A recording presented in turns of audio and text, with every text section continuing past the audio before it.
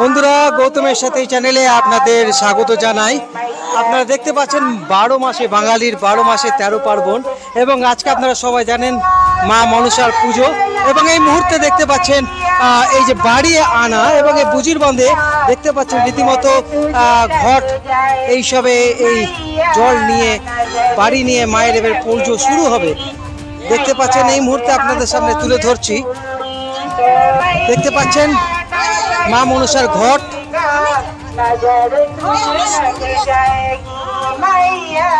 আপনাদের সামনে তুলে ধরবো ইতিহাস, আপনাদের সামনে তুলে ধরবো। এবং আমরা আজকে আপনাদের এই অন্নপূর্ণা লেনের এই যে বুজির বাঁধ দেখতে পাচ্ছেন, বুজির বাঁধের ঠিক সামনে অতি পুরানো এক মা মনসা পূজা, এবং আপনাদের সেই জায়গায় নিয়ে যাব ঘোষ বাড়ি মনসা পূজা।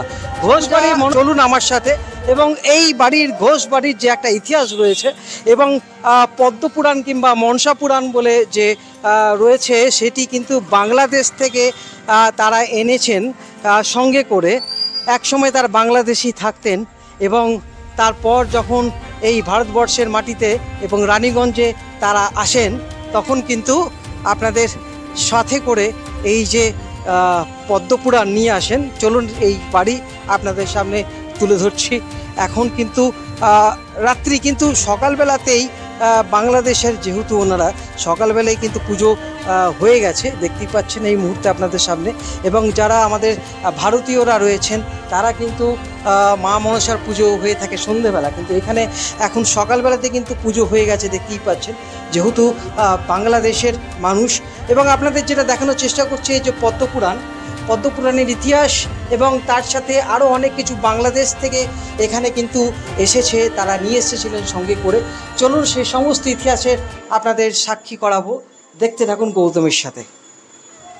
আমরা এখন কথা বলে নেব এই ঘোষ বাড়ির এখন যিনি মেজর ছেলে রয়েছেন তার সাথে। আপনার নাম? পবিত্র ঘোষ। আচ্ছা, একটুখানি যদি আমাদের বলেন যে আপনারা তো এক সময় আপনার বাবা বাংলাদেশ থেকে এখানে এসেছিলেন, তারপর আপনার এখানে জন্ম, কিন্তু যখন বাবা আমার ব্যারাকপুরে জন্ম হয়েছে, ওখানে প্রথমে 47 সালের বিভাজনের সময় বাবা ওটাকে ব্যারাকপুরে এনে রাখে। তখন ঘর বাড়ি বিশেষ ছিল না। তারপরে যখন এইখানে আমরা সেটেল হয়ে যাই, তারপরে এইখানে বাড়ি মন্দির বানিয়ে এইখানে স্থাপন করা হয়। সেই 73 সাল থেকে এই পুজো এখনো আমরা চালিয়ে যাচ্ছি। মানে 51 বছর হয়ে গেল এই বছর। 51 বছর হয়ে গেল। হ্যাঁ, একটুখানি যদি বলেন এই যে পদ্মপুরাণ এবং তার সাথে যে নিম কাঠের সেই, এটা বাবাই নিয়ে এসেছিল, আমি অত কিছু জানি না। আমি তো নিজের কারবারে সবসময় ব্যস্ত থাকতাম। বাবা করতো, মা সারা মাস শ্রাবণ মাসের পদ্মপুরাণ পড়ে বই শেষ করতো, তারপরে পুজো হতো। হ্যাঁ, আর সেটা আমরা এখন করতে পারি না সময় অভাবের জন্যে, যার জন্য পুজোটাকে আমরা চালিয়ে যাচ্ছি এখনো পর্যন্ত। হ্যাঁ, আরও ভাইরা আছে। কথা বললাম যে পদ্মপুরাণ আপনাদের দেখানোর চেষ্টা করছি, সেই বাংলাদেশের অতি প্রাচীন পদ্মপুরাণ। ওনার মা এক সময়ে গত হয়েছেন 2-3 বছর হয়েছে, কিন্তু উনি গোটা শ্রাবণ মাস কিন্তু পদ্মপুরাণ পড়তেন। কোন সময় পড়তেন? বিকেলবেলা, প্রত্যেক শ্রাবণ মাসে। প্রতি শ্রাবণ মাসে 1 তারিখ থেকে নিয়ে একদম পুজোর আগের দিন পর্যন্ত গোটা বই শেষ করে নিত। তার মুখেই ছিল মানে পদ্মপুরাণ। এমন 108 নাম কৃষ্ণের সে না দেখেই বিছানাতে ঘুম থেকে ওঠার সময় 108 নাম শ্রীকৃষ্ণের বলে যেতেন। এত তার স্মরণ শক্তি ছিল, আমাদের অত স্মরণ শক্তি নেই। এই দেশে আমাদের যে মায়ের পুজো মনসা পুজো সন্ধেবেলা হয়, কিন্তু এখানকার রীতি বাংলাদেশের রীতি। এটা বাংলাদেশের রীতি আমরা ছোট থেকে দেখে আসছি। সারা বাংলাদেশের যারা মানে পূর্ববঙ্গের লোক আছে, যারা মনসা পুজো করে, তারা ওই দুপুরের মধ্যেই মনসা পুজো করে নেয়। তাদের রাত্রেবেলায় কোনো মনসা পুজোর পাঠ নেই। হ্যাঁ, আমরা সকাল থেকে উপোস করে থাকি। হ্যাঁ, তারপরে ব্রাহ্মণ আসে। হ্যাঁ, আমরা তার জল ভরতে যাই, আসে ঘট বাড়ি আনা, বাড়ি এনে পুজোতে বসে। তারপরে পুজো হওয়ার পরে তারপরে আমরা অঞ্জলি দিই। অঞ্জলি দেওয়ার পরে তারপরে ওই যজ্ঞ হয়, যজ্ঞের পরে আরতি হয়, তারপরে আমরা খাওয়া দাওয়া করি। যা কিছু সব কিছু দিনের বেলাতেই কিন্তু মা আমাদের দিনের বেলাতেই হয়, আমাদের কোনো রাতের বেলা কোনো নেই।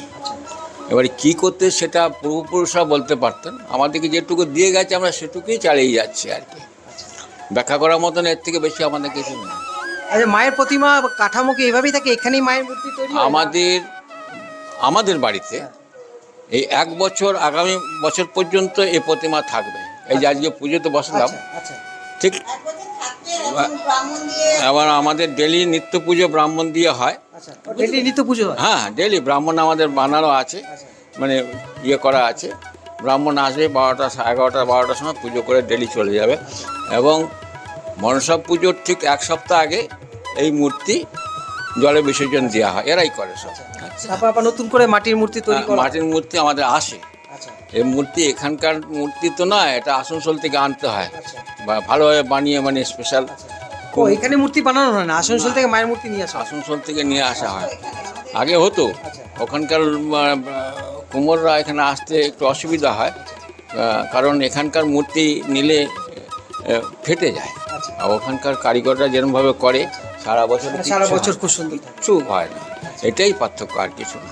কিরকম? তো বন্ধুরা দেখলেন যে পূর্ববঙ্গের যেভাবে মা মনসার যে রীতি পুজো হয়ে আসছে দিনের বেলা, এবং রানীগঞ্জেও কিন্তু ওই একই রীতিতে যে বাংলাদেশের যেহেতু পূর্ববঙ্গের ওনারা, এবং সকালবেলাতেই মা মনসার পুজো হয়ে গেছে। এবং এখন যিনি রয়েছেন এই বাড়ির বৌমা, তার সঙ্গেও কথা বলবো।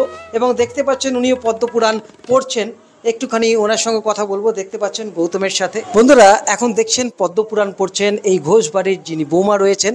আমরা দেখতে পাচ্ছি সেই বাংলাদেশ থেকে আনা হয়েছে সেই মনসা মঙ্গল পদ্মপুরাণ যাকে বলা হয়। তো পদ্মপুরাণ মনসা মঙ্গল একটুখানি যদি নারায়ণ নমস্কৃত্যং নরচৈব নরোত্তম দেবী সরস্বতী চৈব তত জয় মুদিরায়ত দেব্যৈ নমঃ সরস্বত্যৈ নমঃ নমো বেদ বেশায় নমঃ নারায়ণ নরায় নমঃ নরোত্তমায় নমঃ যৎকারো মণি পত্নী ভগ্নী বাসুকেরোপি আস্তি গোস্বমণি মাতা মনসা দেবী নমঃস্তুতে নমঃস্তুতে নমঃস্তুতে মনসা দেব্যৈ নমঃ মনসা দেব্যৈ নমঃ মনসা দেব্যৈ নমো নমঃ। বন্ধুরা দেখছেন এই সেই ইতিহাস। এবং আপনার শাশুড়ি মা পড়তেন? হ্যাঁ, শ্রাবণ মাস ফোঁটা শাশুড়ি। আপনিও কি পড়েন? আমি পড়ি না, আমি এই স্তোটার এই প্রণাম মন্ত্রটা পড়ি। আচ্ছা আচ্ছা।